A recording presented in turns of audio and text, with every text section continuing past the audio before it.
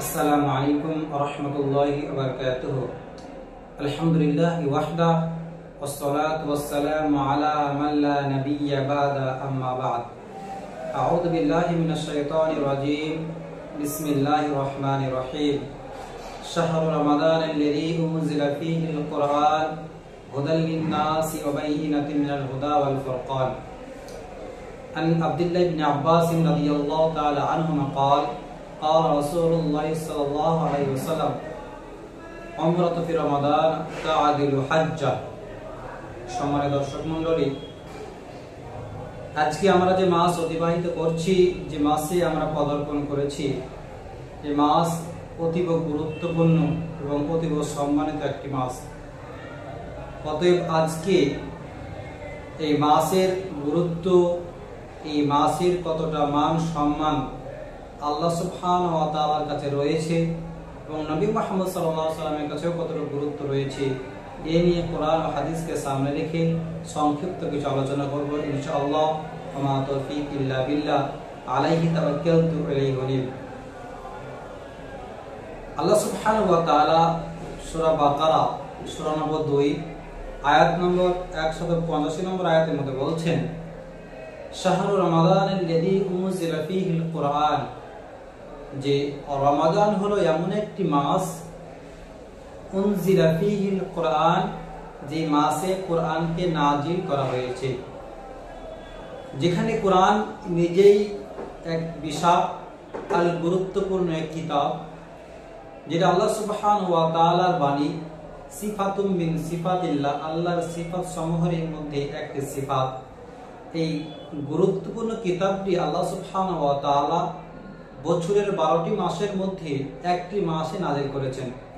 আর সেই মাস কোনটি, সেটি আল্লাহ সুবহানাহু ওয়া তাআলা এই সূরার মধ্যে বললেন যে রমাদান হলো এমন একটি মাস যে মাসে কোরআনকে নাযিল করা হয়েছে, অর্থাৎ কোরআনকে নাযিল করেছে কোন মাসে? রমাদান মাসে। তাহলে রমাদান মাসের গুরুত্ব, রমাদান মাসের মান সম্মান আর এত বেশি কেন? শুধুমাত্র যদি বলা যায় যে রমাদানের এত গুরুত্ব কেন, তাহলে এক কথায় উত্তর এটা আসতে পারে যে যেহেতু আল্লাহ সুবহানাহু ওয়া তাআলা এই মাসে কোরআনকে নাযিল করেছেন, সেহেতু এই মাসের গুরুত্ব, এই মাসের মান সম্মান আল্লাহ সুবহানাহু ওয়া তাআলার কাছে অনেক বেশি। অন্য একটা আয়াতের মধ্যে আল্লাহ সুবহানাহু ওয়া তাআলা বলছেন যে ইন্না আনজালনাহু ফি লাইলাতিল কদর ওয়া মা আদরাকা মা লাইলাতুল কদর লাইলাতুল কদর খায়রুম মিন আলফি শাহর। নাযিল করেছি, আমি কোরআনকে নাযিল করেছি লাইলাতুল কদরে। তুমি কি জানো লাইলাতুল কদর কি? লাইলাতুল কদর খায়রুম মিন আলফি শাহর। লাইলাতুল কদর হলো 1000 মাসের থেকে উত্তম। অর্থাৎ কোন একজন ব্যক্তি 1000 মাস ইবাদত করে যত নেকি অর্জন করবে, তত সমপরিমাণ নেকি অর্জন করবে ওই ব্যক্তি, যে ব্যক্তি লাইলাতুল কদর ইবাদত করবে। আর আমাদের এটা অজানার কোনো বিষয় নেই যে লাইলাতুল কদর কোন মাসে আসে? রমাদান মাসে আসে।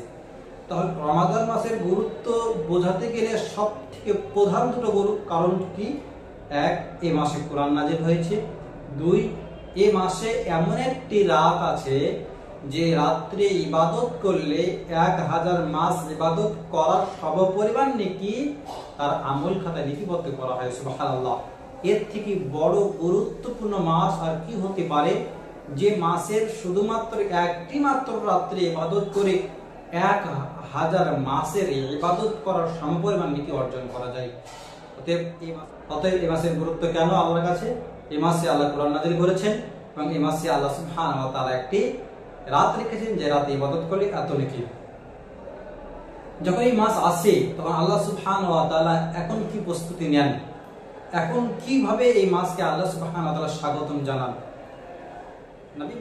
নবী মুহাম্মদ সাল্লাল্লাহু আলাইহি ওয়াসাল্লাম বলছেন, যে হাদিসটি ইমাম বুখারী তার সহিহ গ্রন্থের মধ্যে 3277 নম্বর হাদিসে এবং সহিহ মুসলিমের 1079 নম্বর হাদিসের মধ্যে উল্লেখ করেছেন যে রাসূল সাল্লাল্লাহু আলাইহি ওয়াসাল্লাম বলেছেন, ইযা জাআ রমাদান, যখন রমাদান মাস আসে, ফুতিহাত আবওয়াবুল জান্নাহ, সমস্ত জান্নাতের দরজাসমূহ খুলে দেওয়া হয়।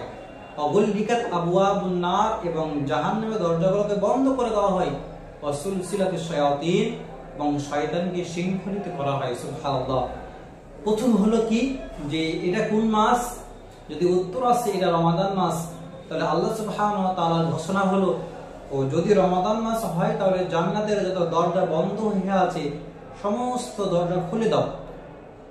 যদি প্রশ্ন হয় এটা কোন মাস, উত্তর যদি আসে রমাদান মাস, তাহলে আল্লাহ বলে জাহান্নামের যত দরজা খোলা আছে সমস্ত দরজাগুলোকে বন্ধ করে দাও। আমার যত অবাধ্য শয়তানগুলো আছে তাদের সকলকে শৃঙ্খলিত করে দাও। এই পবিত্র মাসে, আমার এই রমাদান মাসে আমার কোনো জান্নাত বন্ধ থাকবে না, আমার কোনো জাহান্নাম খোলা থাকবে না, এবং কোনো শয়তান তারা ছাড়া থাকবে না, সকলে শৃঙ্খলিত হয়ে থাকবে, সকলকে বেঁধে রাখতে হবে। সুবহানাল্লাহ।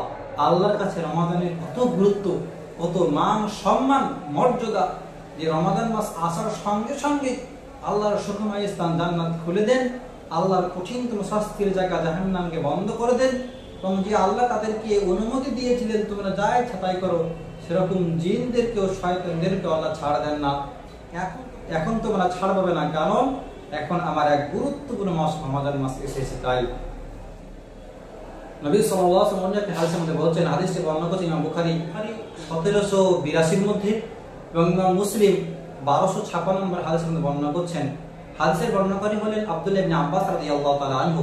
তিনি বলেন, রাসূল সাল্লাল্লাহু আলাইহি ওয়াসাল্লাম বলেছেন, উমরাতু ফি রমাদান তা'দিলু হাজ্জা। যে কেউ যদি রমাদান মাসে উমরা করে তাহলে হজ করার সমপরিমাণ নেকি তার আমলনামায় লিপিবদ্ধ করা হবে। তাহলে যদি একজন ব্যক্তি রমাদান মাস বাদ দিয়ে অন্য কোনো মাসে উমরা করে, উমরার যে বিশেষ নেকি আল্লাহ সুবহানাহু ওয়া তাআলা রেখেছে সে অবশ্যই পাবে, তার নেকি তাকে কম দেওয়া হবে না।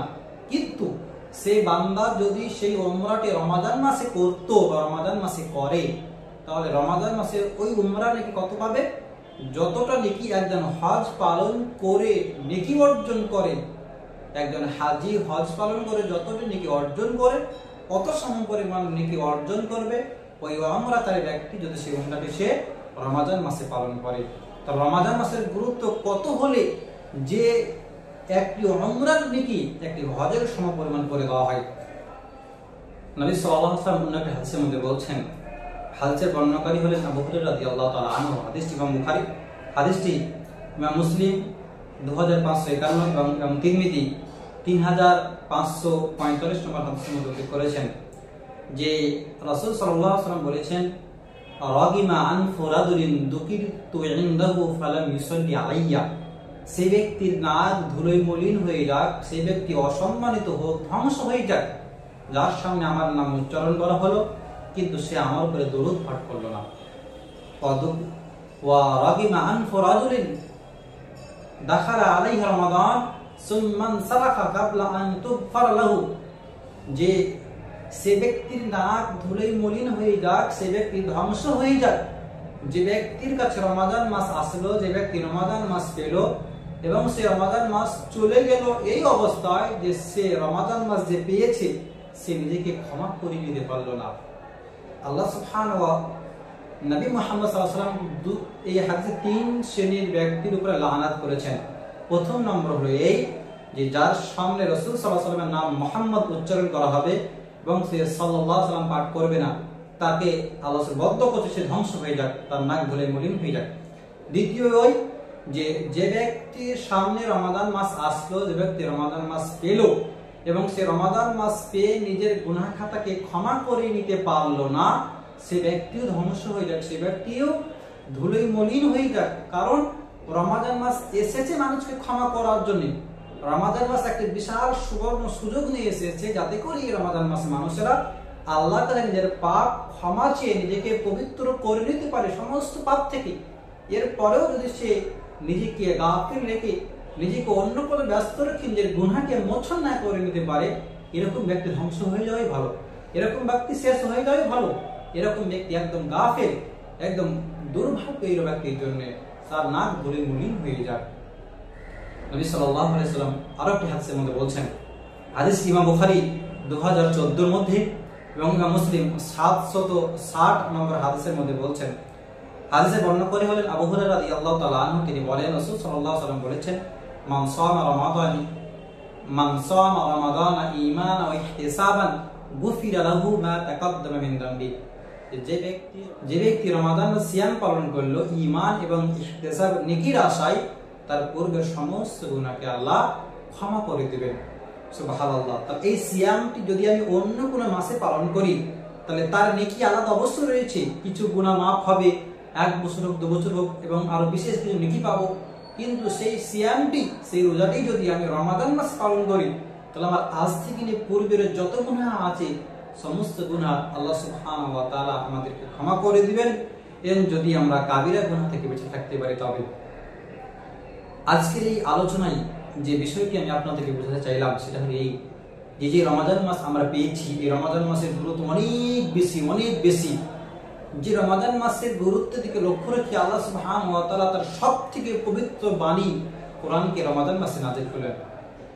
যে রমাদান মাসে এমন একটি রাত রাখলেন যে রাতে ইবাদত করে আপনি 1000 মাস ইবাদত করার সমপরিমাণ নেকি পাবেন। যে রমাদান মাস আসার সঙ্গে সঙ্গে আল্লাহ সুবহানাহু ওয়া তাআলা তার সুখময় স্থান জান্নাতের দরজাগুলো সব খুলে দেন এবং জাহান্নামের দরজাগুলোকে বন্ধ করে দেন এবং সমস্ত অবাধ্য শয়তানগুলোকে শৃঙ্খলিত করেন।